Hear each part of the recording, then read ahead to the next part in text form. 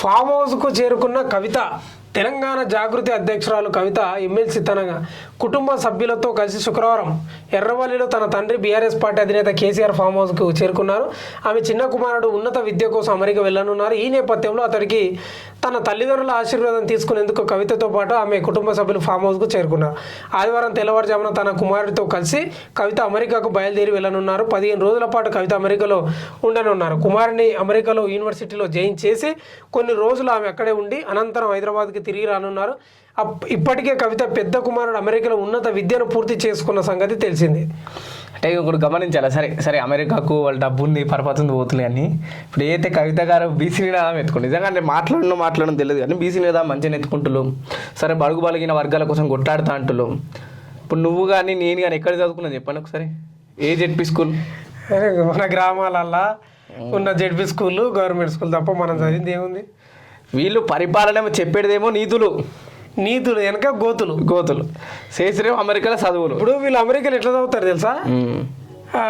మనోళ్ళు వచ్చి ఇక్కడ హైదరాబాద్ బీటెక్ చేస్తారు చూడు, ఇట్లా వచ్చి ఇట్లా వేసిపోతారు చూడు, ఇట్లా అమెరికాలో పోయి ఇట్లా వేసి వస్తారు. సో నిజంగా మీరు బీసీల కోసం కొట్లాడదలుచుకుంటే స్ఫూర్తి సరే మీ కుమారుడు మీకు ఆశలు ఉండొచ్చు, కుమారుడు తప్పులేదు అంటే మీరు స్ఫూర్తిని ఇవ్వండి. అరే నిజంగా కవిత మీద ఇన్ని విమర్శలు వస్తున్నాయి, అరే కవిత గారు కూడా వాళ్ళ కొడుకుని హైదరాబాద్లో లేకపోతే ఇక్కడ ఉన్న యూనివర్సిటీలలో ఉస్మానియానో కాకతీయనో లేకపోతే అక్కడ హెచ్సియో ఉన్నాయి, దాదాపు 17 యూనివర్సిటీలు ఉన్నాయి తెలంగాణలో. అసలు చదివిస్తారు వీళ్ళ వల్ల అవుతుందా? 17 యూనివర్సిటీలు ఎక్కడొక దాంట్లో వేయండి. అంటే మీరు స్ఫూర్తినివ్వండి. అరే నిజంగా కవిత గారు బీసీల కోసం కొట్టాడుతుంది.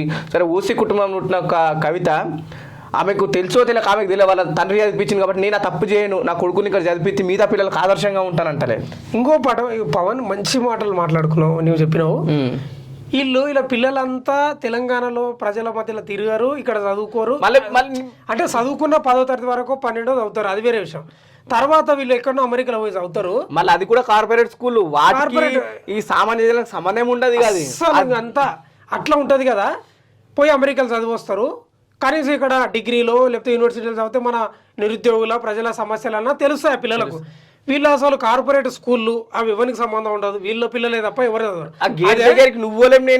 గేట్ దగ్గరికి. అదే తర్వాత వీళ్ళు పోయి ఏదో అమెరికాలో చదువు వస్తారు. విచిత్రం ఏంటంటే వీళ్ళు వచ్చి మనల్ని మన సమస్యలు తీరుస్తా అంటారు. మన సమస్యలు ఏందో తెలియదు.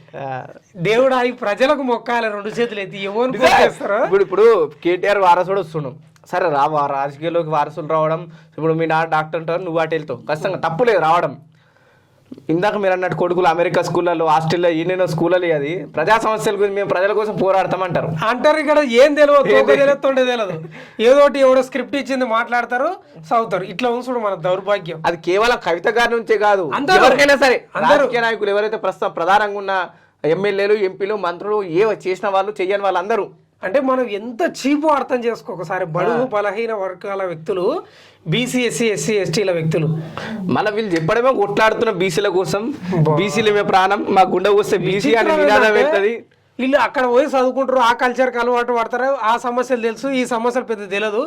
వచ్చి నిలబడతారు, ఎమ్మెల్యేగానో ఎంపీగానో నిలబడి. పాప నిజంగా ఒక కార్యకర్త, మీ పార్టీలకు చెందిన కార్యకర్త, కష్టపడి పనిచేసిన వాళ్ళకు, ప్రజల్లో తిరిగిన వాళ్ళకు, 1,00,000 కోట్లు జిట్టా బాలకృష్ణారెడ్డి అలాంటి వాళ్ళు 1,00,000 కోట్లు ఖర్చు పెట్టుకునే వాళ్ళకు ఒక పదవి లేదు, సీటు లేదు, సరే అది ఏం లేదు.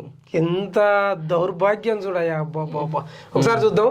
ఇప్పటికే కవిత పెద్ద కుమారుడు అమెరికాలో ఉన్నత విద్యను పూర్తి చేసుకున్న సంగతి తెలిసిందే.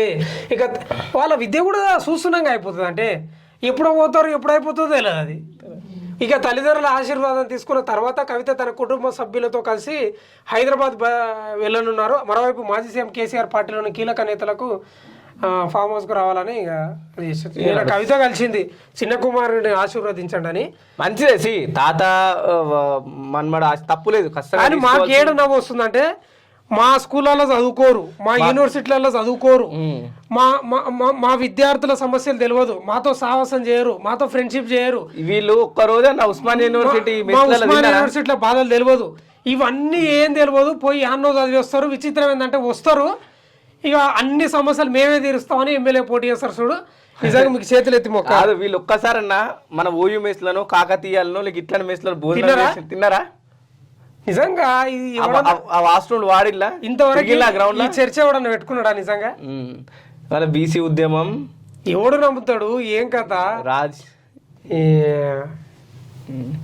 ప్రజల్లో ఇంపుల్లి నిజంగానే నిజం మీరు బీసీ ఒకసారి ఉస్మానియా యూనివర్సిటీకి రావచ్చు కదా ఈ ప్రముఖుల పిల్లలు ఏ చదువుకోలేడా అది చదువు అరే నిజంగానే రే మాజీ ఎంపీ కూతురు ప్రస్తుతం ఎమ్మెల్సీ కవిత కొడుకు లేదంటే కేసీఆర్ మన్మడు ఉస్మానియా యూనివర్సిటీ అవుతుండు అరే నిజంగా మనం కూడా దాంట్లో చదువుకోలేదు ఇంత పెద్ద గొప్ప యూనివర్సిటీ అని తెలుస్తుంది ఉస్మానియా యూనివర్సిటీ మీరు చదువుకున్న చాలా పెద్ద గొప్ప యూనివర్సిటీ అంటే వీళ్ళకి 2 పాయింట్స్ ఉండాలి ఇక్కడ యూనివర్సిటీలో చదువుకోవడానికి ఒకటి అహమన్న అడ్డు రావాలి అహమన్న రావాలి విద్యానన్న సరిగా లేదనాలే రెండిటలే కష్టంగా ఇప్పుడు అదే ప్రూవ్ చేస్తున్నారు వీళ్ళు ఇంకా మీరే ఆలోచన చేసుకోవాలి ప్రజలారా మాకు సంబంధం లేదు ఇక